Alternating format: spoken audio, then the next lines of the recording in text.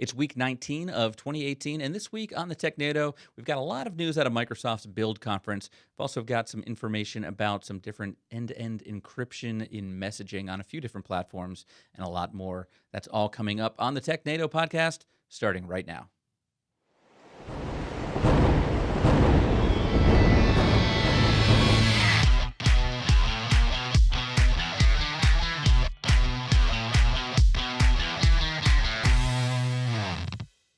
Hello and welcome to the Technado. I'm your host, Peter Van Rysdam, and I'm joined today.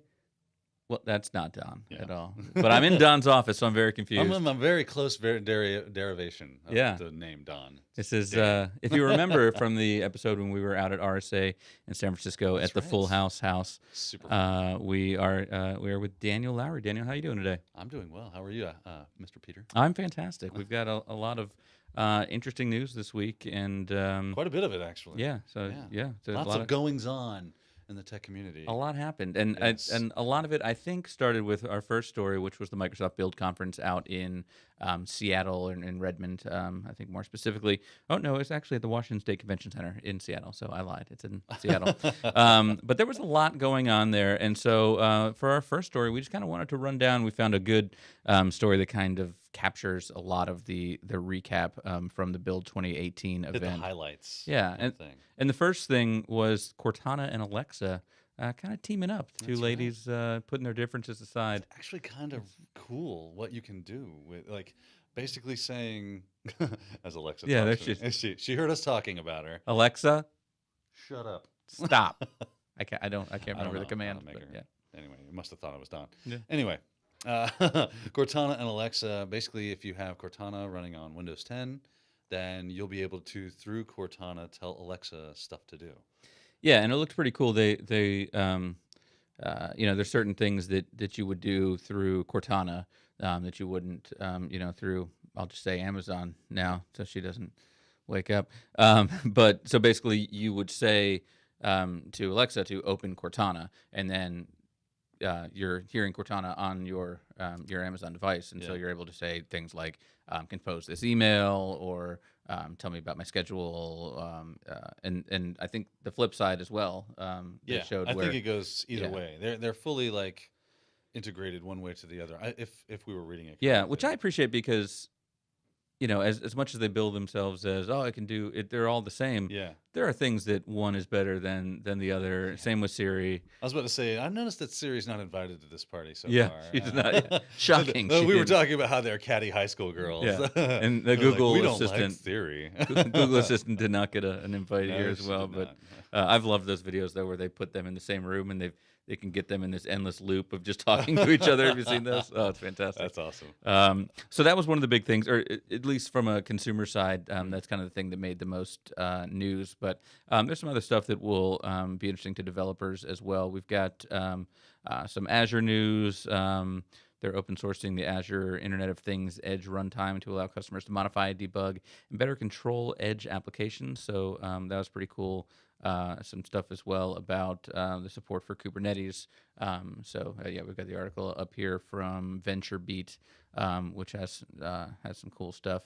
HoloLens, always a cool one. Ever since they did that first demo, the HoloLens stuff looked I love all that, man. I can't wait till like augmented reality is like a full-on thing that everybody just does. When you sit down at your desk in the morning and you put on your thing instead of opening your laptop, that's going to be pretty cool. Except just walking around and seeing everybody. I want to have like a running, I guess a charm, as Windows will probably call it, where it says, here's today's date and the time and the temperature and the weather for the area, and be able to just look at stuff and look at the ITProTV building and have it tell me, almost be like clickable content. Yeah, where I can get information about it. I can't wait. I want to be like RoboCop. Oh yeah, who doesn't? That's just my dream. Yeah, Minority Report / RoboCop. It kind of is a good segue to the next article we have from The Verge. Microsoft's meeting room of the future is wild, and it really is. I watched this video the other day, and what they show in that little screen cap there is basically a guy taking a map of the building that they're meeting about, putting it on the table with the HoloLens, and so he's got the HoloLens on. but everyone in the room is still able to see what he's seeing through the TV display. So that's pretty cool in terms of getting closer to the oasis every day. oh, we're right? getting there. Yeah, when I can finally shut off my That's brain and right. Just, escape this miserable world. Make a square box that I never leave. Dreams. But what was really cool too about this this demo, and I don't know how far this is out, or if this is just a beta of something, but basically the meeting software that was running on the TV is taking notes of everything that's being said. So you have a full transcript of the meeting, and they actually showed translation taking place as well. They had a hearing impaired woman in the meeting, so they were able to show how she's able to kind of follow along, not have to worry about taking notes, and be able to watch her interpreter and participate more in the meeting. So, I mean, when you think about conference calls and how much you're like, what did he even say, and to have that up on the screen there, that's pretty, well, you wouldn't even need an interpreter at that point because it's doing the interpretation for you. So now somebody's out of a job. Yeah, and that's the goal, really. Right. Yeah, is to see We're just deciding how many robots can take jobs. So, yeah, so that's pretty exciting. One of the I don't know if this next story came out of Build or not, but this one made me kind of sit up and go, huh? The Hacker News one? Yeah, the Hacker News article. So Microsoft adds support for JavaScript in Excel, and it says in the headline, "What could possibly go wrong?" That's such a poignant little headline for that. What could go wrong? Yeah. Like we don't have enough trouble with Microsoft, macros. I was going to say macros, like in Word and Excel, like that's one of the biggest ways that you can inject. It is so funny. Yeah. So they put macros in, right? Macros been around for a long time. People go, "Oh, you're allowing me to create little tiny programs inside of my thing," and then hackers go, "You're allowing me to create tiny programs so it's going to execute when I tell it to." I like that. I'm gonna write bad programs to do bad things, so that's what they do. So Microsoft goes, people are kind of abusing this system. We're going to leave it in there, but we're going to shut it off by default. Smart idea. Great. Say turn it off. So what happens? Macro viruses go away. And then Microsoft, beginning of this year, somewhere maybe a little end of last year, they're like, macro viruses aren't really a thing, so we're going to turn macros back on by default. They're not a thing because you turned them off. Yeah, there's a reason they're not a thing. It's because you flip the off switch by default. Now they're like, you know what? Let's make it run some JavaScript. That'll be awesome. Oh, I'm getting breaking news just coming in. It's saying everyone running Excel is mining cryptocurrency now. Yes. So that's just in. Well, and why not, right? Yeah. Oh, it's not for me. I don't get the cryptocurrency. It's that coin hive business. Yeah, so this is one that we're going to have to keep an eye on, I think, because as we I guess the next article will probably be Microsoft turns off JavaScript support in Excel. Yeah, by default. So I'm a little frightened about that. I think it's cool that they're allowing for JavaScript to run inside of Excel, but it does need to be again, shouldn't be on by default. It should be. You still have to worry about the same things you have to worry about when it comes to security and you're downloading stuff. People are sending you files. Oh, here's an Excel file. Run that. Well, where did they get it?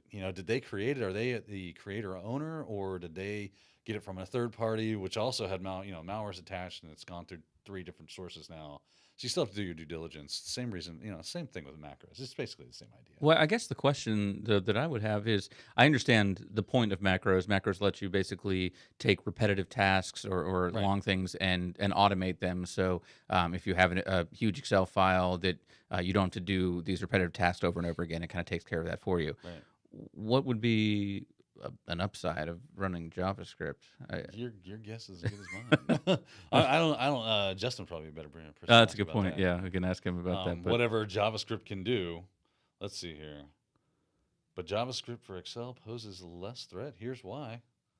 However, it should be noted that Excel add-ins, the APIs which are responsible for running the JavaScript custom functions, don't execute by default immediately after opening the JS embedded spreadsheet. Well, that's good to know. Instead, users need to manually load and run JavaScript functions through the Excel add-in feature for the first time, and later will get executed automatically every time the Excel file is opened on the same system. So they are embedding some security with there, saying, yeah, we are giving you JavaScript ability, but it's not going to run the first time just because you open the file. To run it first, and then subsequent openings of the file will allow it to run. Gotcha. So there you go. Yeah, and I'm sure they've done their homework on it, but so are the hackers. So we'll find out how Yeah. that goes. Well, there is one of those announcements from this conference that kind of my eyes glazed over when I read it. But Daniel, you said this is something that actually is going to Oh change your life. yeah. So the next one we have introducing extended line ending support in There we Notepad, go. which I know. wow. I bet everybody's going, finally. So what is that? So if you are someone that works in the Unix, Linux world and the Windows world, you might have run across this from time to time. I actually ran across this yesterday, to be honest with you. I was trying to exploit a box running a a bash script that I found on the interwebs there, and when I tried to run the script, it gave me some weird error. And I was like, what the heck is going on with this script? Why isn't it running? It's just a bash script. Open the bash script. There's bash script. I can read it. It looks fine. I don't understand why aren't you running? So as you do, you Google the error, and it comes up with this file must have been created in a Windows system, and Windows handles things like carriage returns and line feeds and things a little bit differently than the Unix Linux world does. So you have to basically there was a tool I had to download which was, I think it was DOS to Unix or DOS to Linux.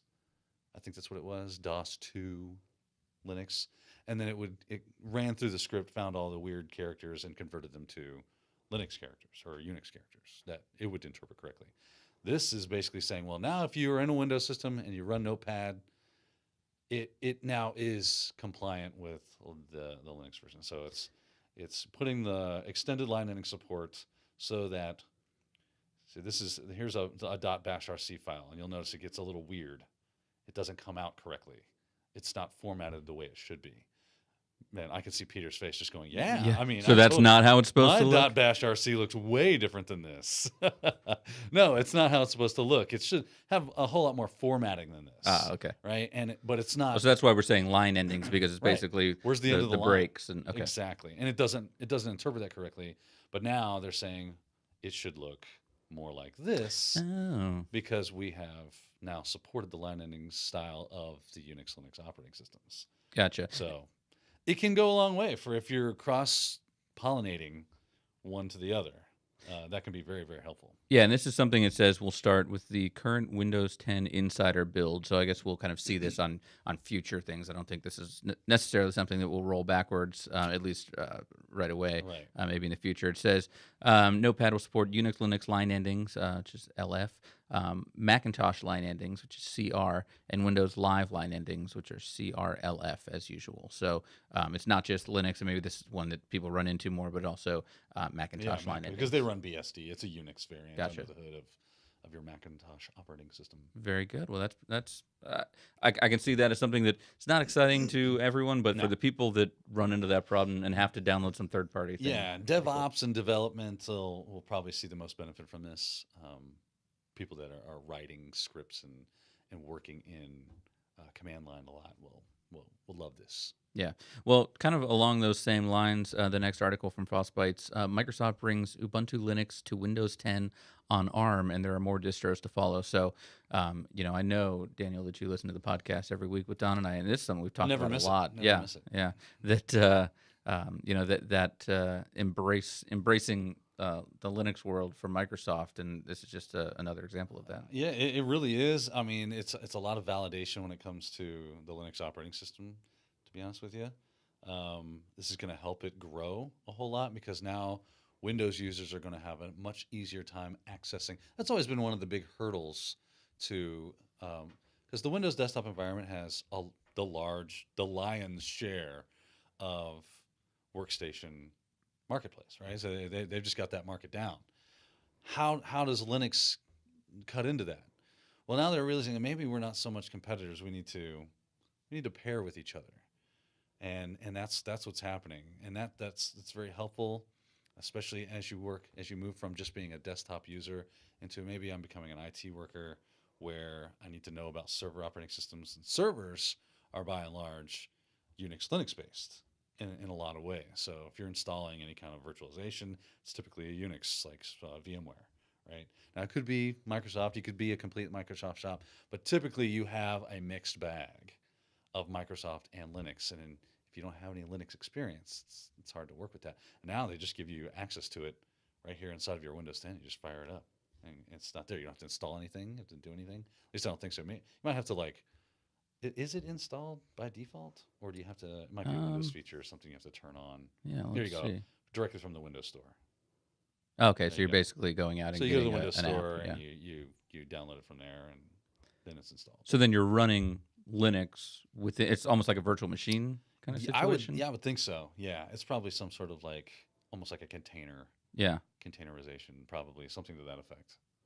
Well, that'll be cool as we get into things like. I know we've talked about like Kali Linux. Yeah. You know, if you wanted to run something like that as you're doing pen testing, and if you can do everything from one device. There's actually a Kali distro for Windows. Okay. Yeah, you can actually get Kali Linux that runs inside of your Windows operating system. So Very cool. if you want to do that. And it's in that same way where it's running I think kind so, of in a yeah. window, so you can Yeah. still be doing other stuff. That's neat. Yeah, very cool. Well, along those same lines, Microsoft wasn't the only one to make this kind of announcement this week. On Phoronix, we have an article, Google makes Linux apps on Chrome OS official. So that's actually pretty cool that it's not just, that you can run the OS, but basically you can take those Linux apps and run them on your Chromebook, on your device there. Yeah, it's been around for a while where you've been able to kind of hack the system. You go into developer mode on these Chromebox and Chromebooks, and there's Linux underneath the hood there, which you can access. Now they're just going, hey, you know what? Just do your Linux thing on our Chromebox. And their motivation was a lot of people do development. Chromebooks are so inexpensive and yet so easy. I mean, I love them. I think they're great. To be honest with you, you're doing so much in the cloud nowadays. Yeah. The need for high horsepower is becoming less and less. So grab a Chromebook, jump on that. If it gets lost or stolen, it's not that big. So I've got a $2,500 MacBook Pro sitting in front of me. All right, if I go to a conference, which I have done, leave my bag with my MacBook Pro in it under the seat that I was sitting at as I was listening to a talk, which I have done. Right? You are fired. It was funny. Don was there, and he saw me walk into the main conference hall. He said, I saw you, then I saw you turn and run as fast as you could. And I thought, if Lowry's running from it, we probably need to get away. And I wasn't running away from it. I was running toward the seat I was sitting at. Towards whoever had just stolen your MacBook. Praying that my bag was still there, which it was, thank goodness. But yeah, that could happen. But if I had a Chromebook in there, big deal, it's $200, if that. Yeah. You can get a little more expensive, but it wasn't such a heavy hit. So I love Chromebooks, and now I don't have to hack it to get into developer mode to run the Linux stuff that I want to run on it. I'm having that ability straight from Jump Street, man. Just Very go cool. at it. Yeah, that is exciting. All right, let's shift gears a little bit now. We've talked so much. America and the world has talked so much in the last few weeks about security and encryption in social media, with all the delete Facebook stuff and the congressional hearings with Mark Zuckerberg. So this article was actually, I think timing-wise, was a little interesting to me, but Twitter might soon slide encryption into your DMs. This article is on the Next Web, and so basically they're saying that in the direct messages, so the person-to-person contact, not the public tweets you're putting out, they might encrypt that entire conversation, basically. So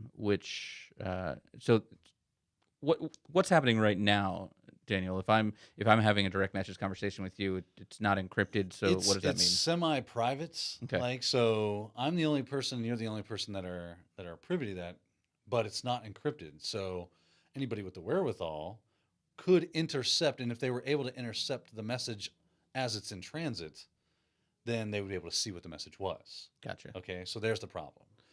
What they want to do with Twitter, and apparently Facebook as well, they want to say, oh, let's add a layer of encryption to that. So if someone were to intercept it, then they're getting encrypted messages and they won't be able to read it. So it's much more secure.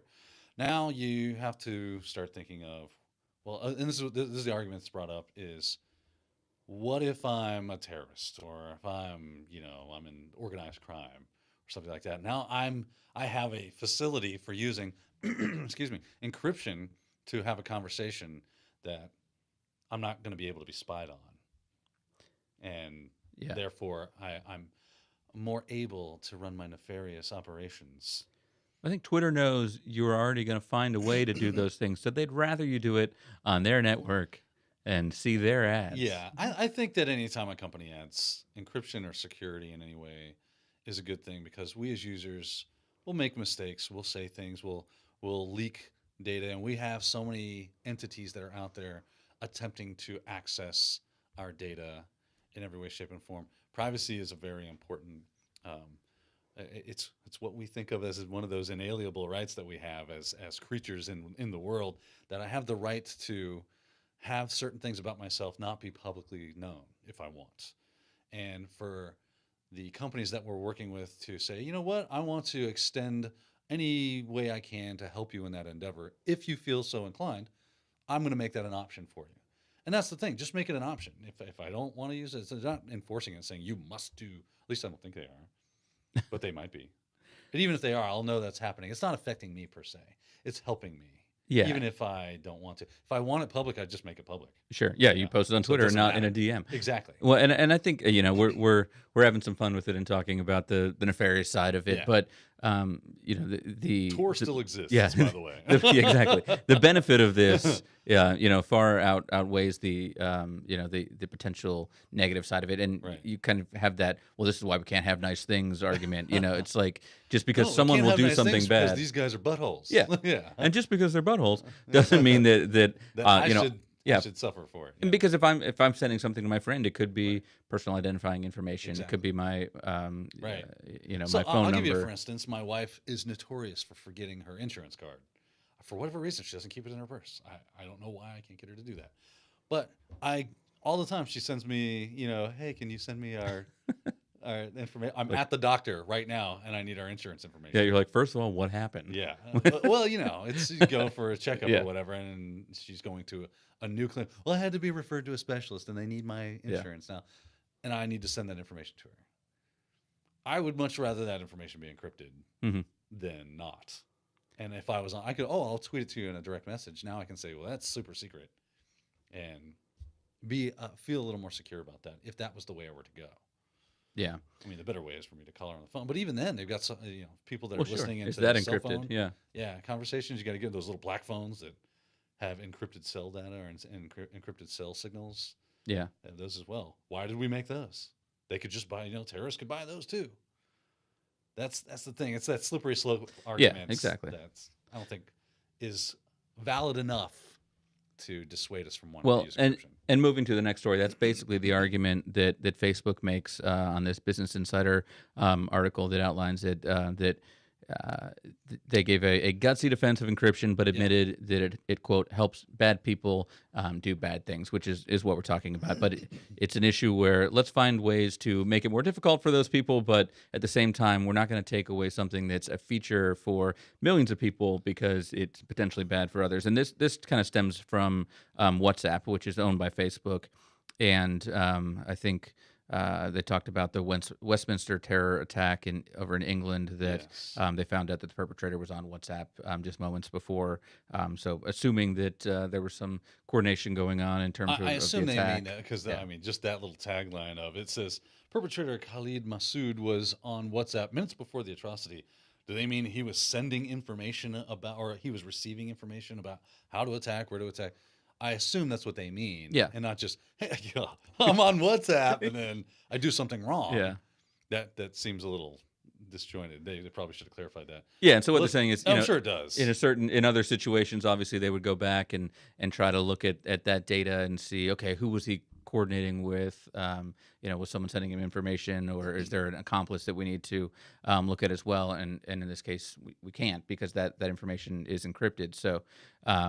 That is the downfall of something like this. Yeah. But, yeah, I mean, it's an interesting argument when you come to so it says here, the words will be welcomed by those who have concerns about data breaches, but will frustrate law enforcement agencies who believe accessing messages could be key to stopping terror attacks.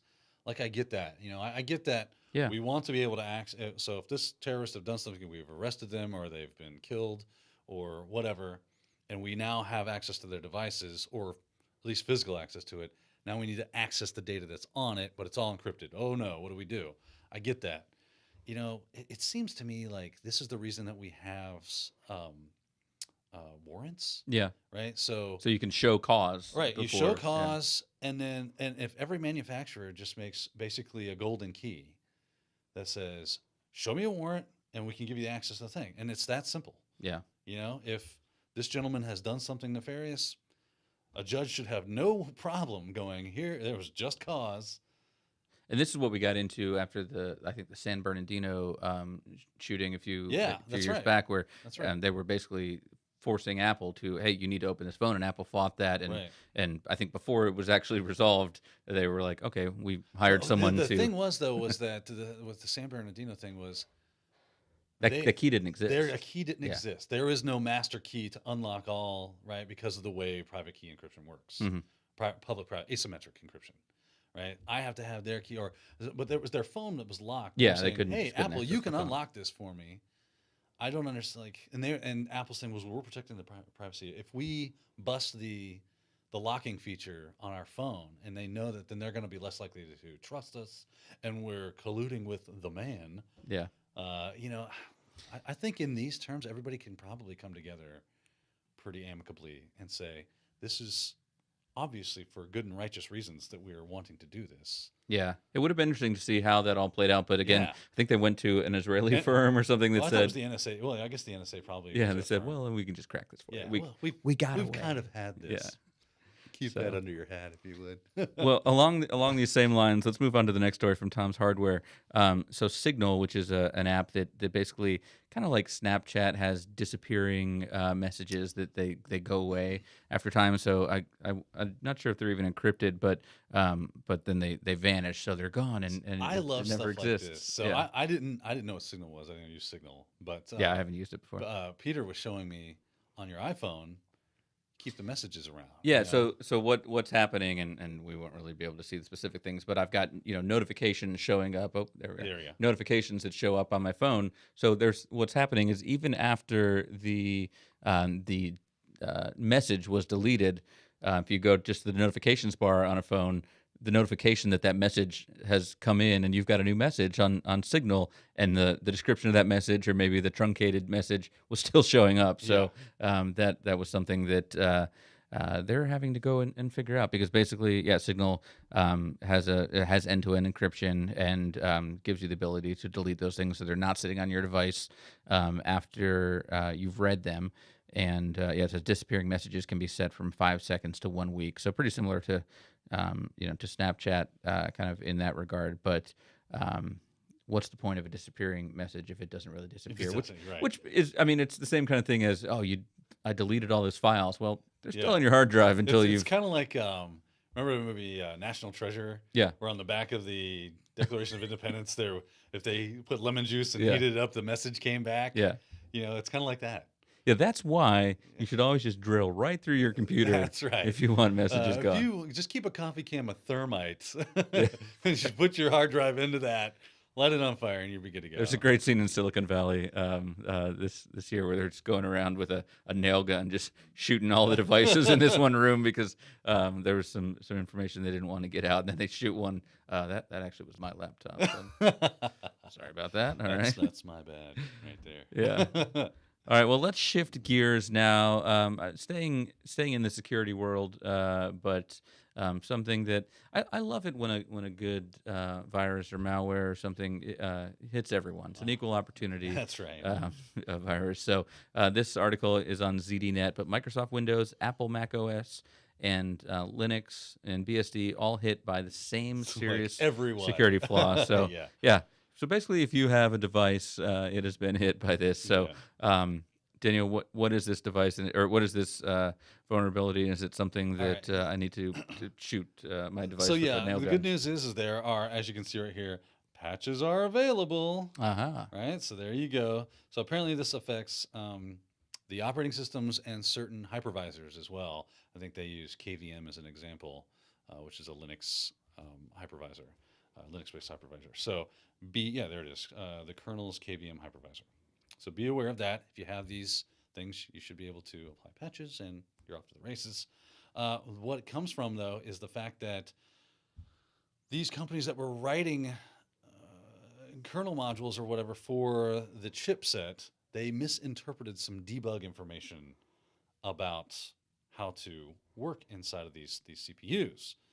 And because of the way they misinterpreted it, it allowed for this flaw, which I think it can crash the system, or maybe even, I think with the hypervisor, they said you might be able to, inside of the guest operating system, elevate your guest privileges. So that would be bad. Privilege escalation is never a good thing. So you definitely want to, but here we go. According to Red Hat's description, the flaw stems from the way the operating systems and hypervisors handle certain debugging features in modern CPUs. In this case, how debug exceptions are handled.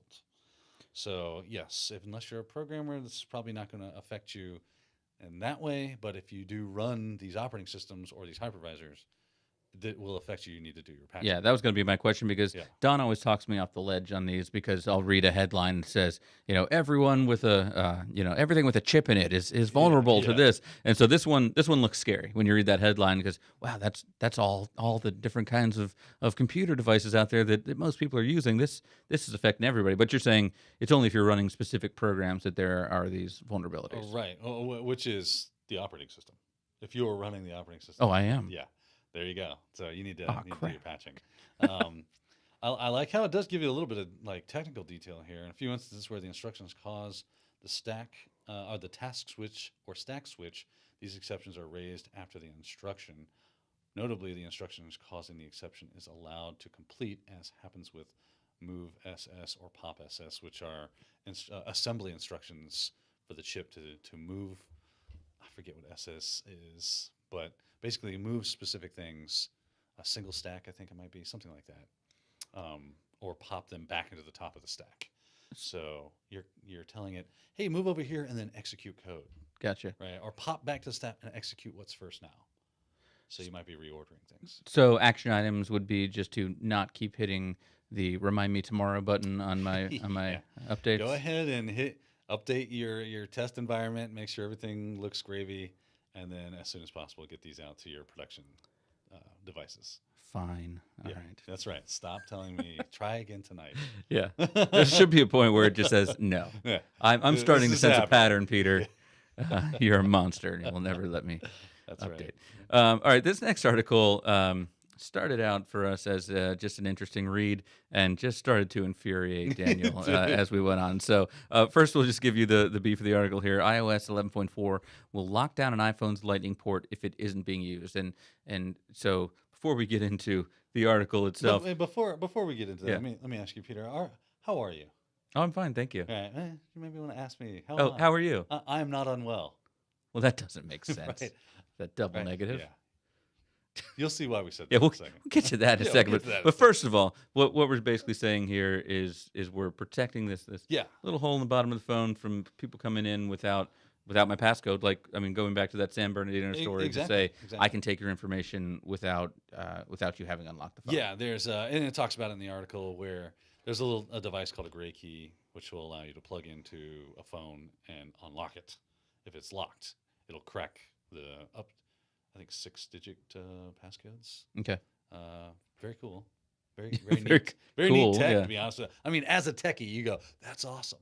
That's really neat. I hope they never use that against me. Right. It's got such broad implications.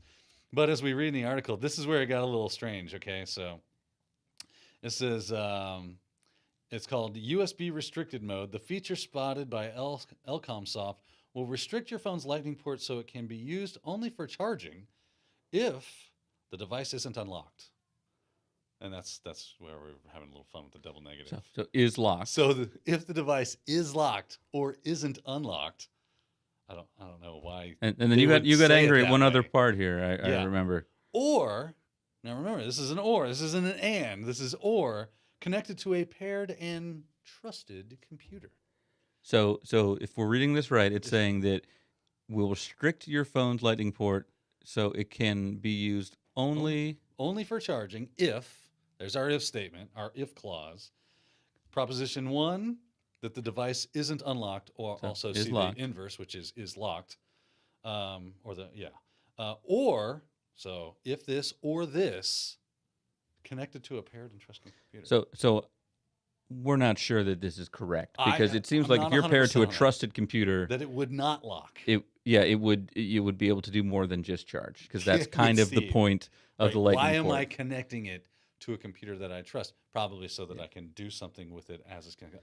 Maybe I just want to charge it. Or maybe Apple read this and went, "Oh crap, we did it backwards. That Oh, would we be made awesome, it for by the the way. untrusted I one." can't wait for the next Technado where Apple comes out with sorry. Yeah, you can connect to any device, and now, Yes. yeah, it will fully If pair you're your in a device. paired, trusted computer, then we will allow you to do other things with your device. And this brings to an end the portion of our show where we play English teacher. Yeah. And, Stop and being put grammar Nazis. Monica Chin on blast. Yeah. I mean, I'll say Mashable. This is usually pretty good. Yeah. Well, I was going to say Mashable is more of a general audience kind of thing, so it's not. I don't go to it for my when you want that. But it was an interesting, very technical detail. The takeaway being, look at Apple trying to be more secure, right? That's what it's all about. We don't want anybody and their brother walking up to. Peter walks away, leaves his phone at the desk here, and all of a sudden I just happen to have spent money on a gray key, and I plug in, I'm able to access this device. I don't think it stops the gray key, actually. It says it could hinder such tools as the infamous gray key, which law enforcement agencies across the country are using to penetrate locked iPhones.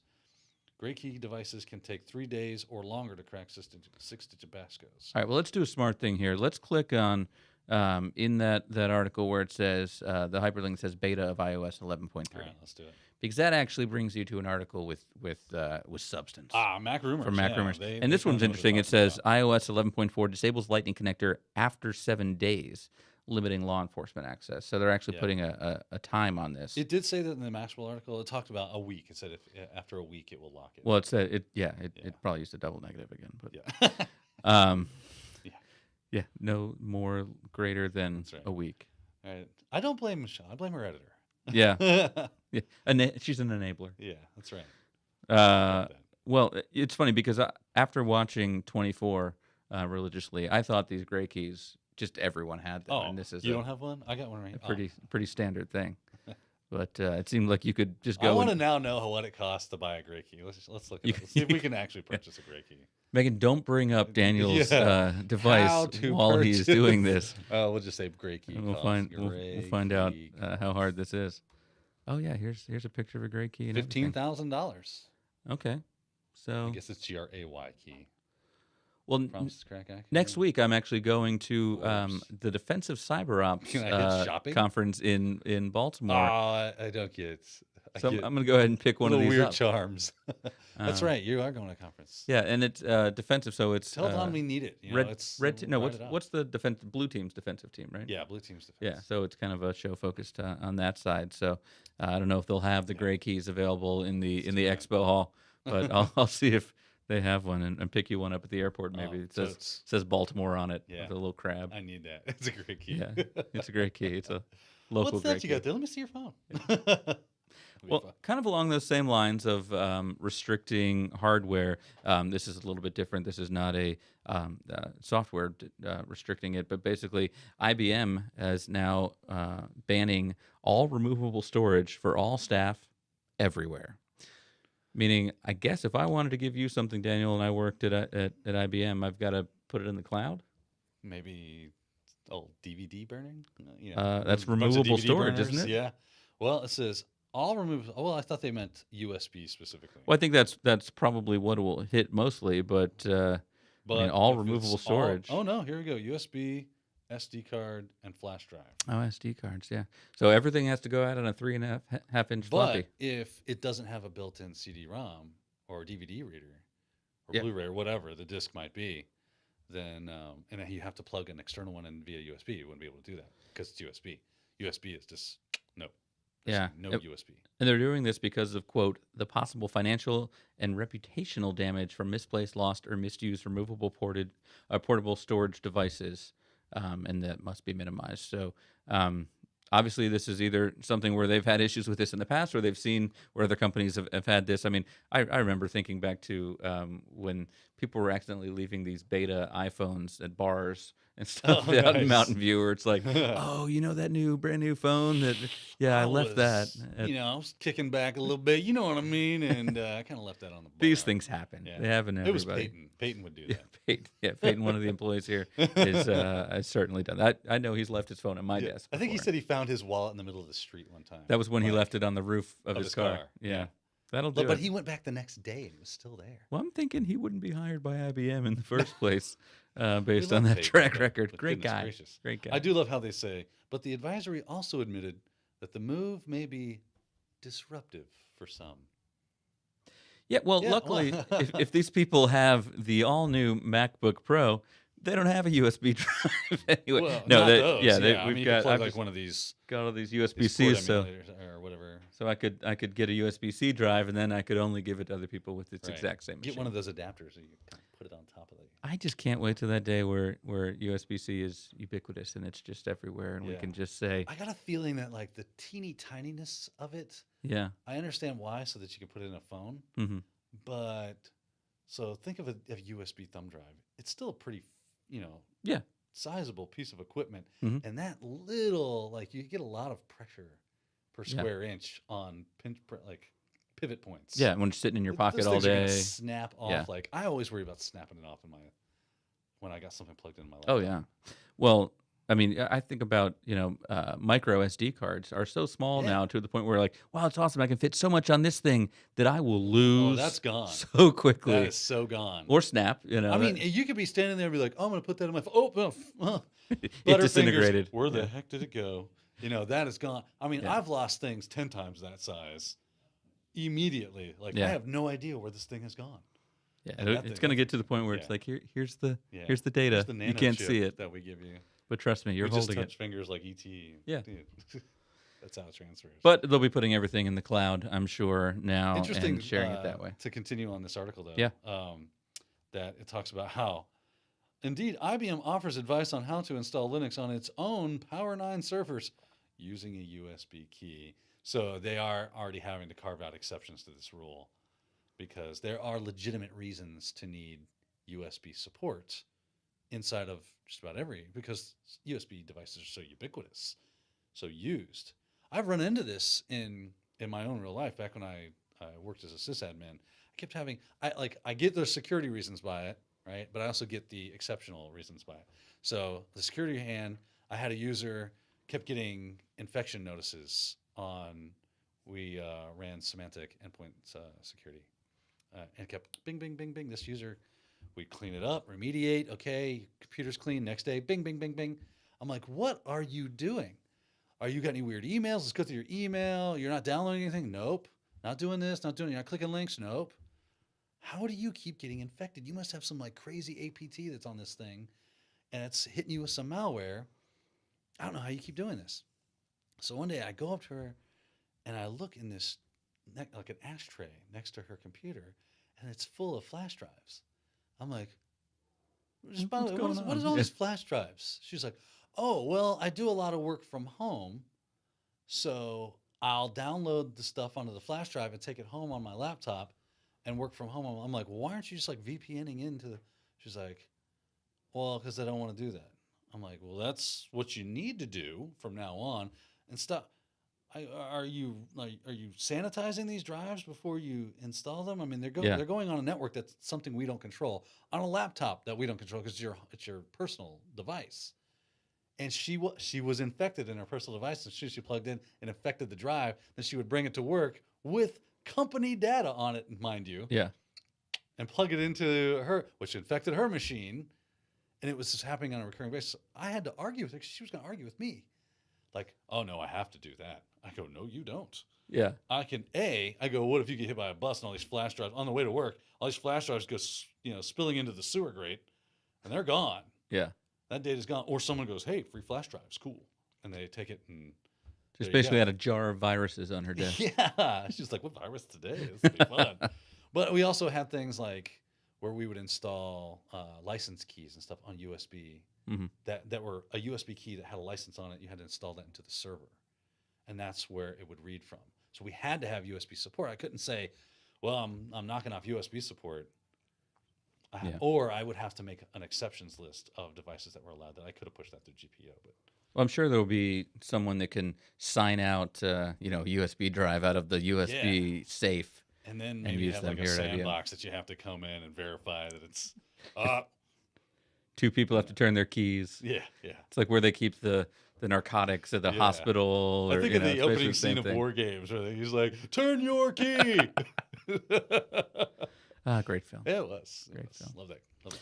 All right, let's wrap Moving up on. here with a couple of articles about GDPR. That's right, I said it. We thought we'd make it through a whole show I just about threw up in my GDPR, mouth but a little bit. we're only, I don't know, 2 weeks away from the deadline here, May so 11th? Yeah. it's May 25th is the deadline. yeah, it's all gonna fall apart then. But some companies are taking the easy way out here, rather than say, well, what do we have to do to get our systems compliant for GDPR? They're saying, well, what do we do to block all users from the EU from using our service anymore? And that's what this service is. So on Bleeping Computer here, a new service blocks EU users so companies can save thousands on GDPR compliance. So basically, this is something that you would plug into your server that will, I'm assuming, sniff out IP addresses and basically not let EU users on your website. So that's one way to go, Daniel. I like it. The reasons are plenty, but the humongous fines for failing to meet GDPR standards are at the top of the list for most companies. $24 million, or 4% of a company's annual worldwide revenue, whichever is higher if you're not GDPR compliant. So they're like, man, that's a lot of money. So I'm just going to go ahead and say, I ain't doing this, and you can't make me. By, oh, you're from the EU? Thanks for playing, but no thanks. Well, this is only $9 a month compared to, what you're going to be paying in those fines, which is like fees, 200 million euro or something, or like 5%, some 4%. 4%. Yeah. Yeah, it's whichever's higher. 20 million. 20 million euro, $24 million, or 4% of a company's annual worldwide revenue. So $9 a month is less. So maybe if your device, or if your no EU people are your customers, I guess that's one way to go. I got a feeling like this will be a stopgap measure. Yeah. For those companies to give themselves more time, to basically push the clock back a little bit farther, so give them more time so that they can become compliant and a bit, have that extra clock time to do that. And then once they are, they say, okay, EU, come on back. We love you again. And I would assume, it's not necessarily. I also love this. There's also a 72-hour deadline to reveal data breaches and the necessity of hiring a so-called data protection officer. Yeah, it's going to be scary. Yeah, there's a lot of things you got to do to be compliant with this thing.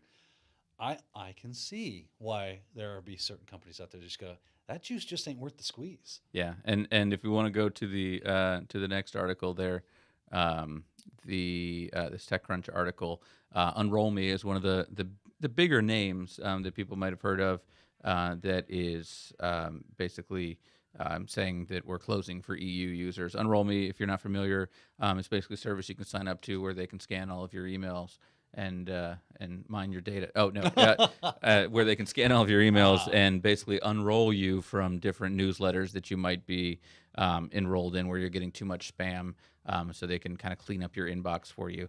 I will say I used it a long time ago. Did you? I did, and knowing what I know now, I know I'll be reprimanded here or just mocked. But I get a lot better targeted ads now. Be like, bad Peter. I get so much better ads now, though. They're relevant to what I'm doing. Like, I actually really want this product. I am actually doing this weekend. That's crazy that they knew that. So Unroll Me will not be working for EU people anymore. But sounds like something maybe you don't want to be doing anyway, if you know anything about data security. So that's just one example. But Daniel, if only there was a way I could understand more about GDPR. Can you think of anything? Word on the streets, this is the buzz around the water cooler, is that there will be a webinar on the 24th, the GDPR Eve. That's as they true. Were calling it, I do believe. Right here at ITProTV. Yes, and let me see if I've got the link. GDPR. You gonna send it to me? I'm just seeing if I know it first. It is. Okay. It's go.itpro.tv/GDPR webinar. That's All one word. go.itpro.tv/GDPR webinar. It takes you where you can sign There up we go. over at GoToWebinar. It's taking place on Thursday, May 24th, 11 a.m. To 11:45. So, right before your lunch break there. And we're going to have our own Adam Gordon explain basically all that you need to know, kind of the last minute checklist. Am I ready? And if I'm not, what are the things I can do? There is going to be, some ramp up time for a lot of people, and that switch is flipping on the 25th. But And this is Adam's wheelhouse right here. yeah, Like, he he's knows the this man. kind of thing, cold, down, pat, you name it, any way you slice it. He is definitely the man around here to want to know about this stuff. And even if you are busy during that time, you can sign up for the webinar, and you'll get notified when the video of the recorded session is available. So you'll be able to still enjoy all of that great information from the webinar. So that's go.itpro.tv/GDPR webinar. Be sure to check that out. But that's about it for us today. You got anything else you want to talk about? There's lots of crazy things happening. I think we covered quite a bit of it.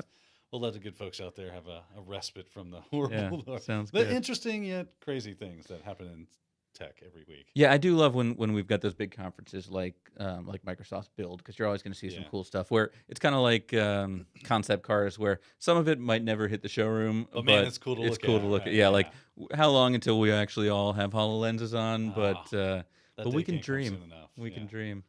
Well, if you enjoyed this podcast, remember our benefactor here, ITProTV.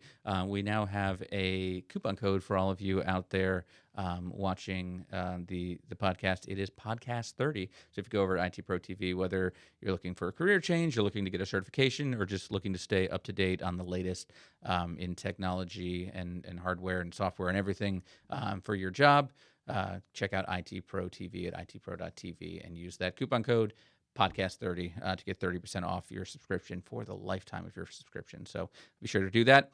Also, if you like the podcast here, share it with your friends, rate us. That really helps us out on whatever service you use, helps other people find out about it. But that's going to do it for this week. So for now, I've been your host, Peter. I'm Daniel Lowry. It's Daniel, and we'll see you next time.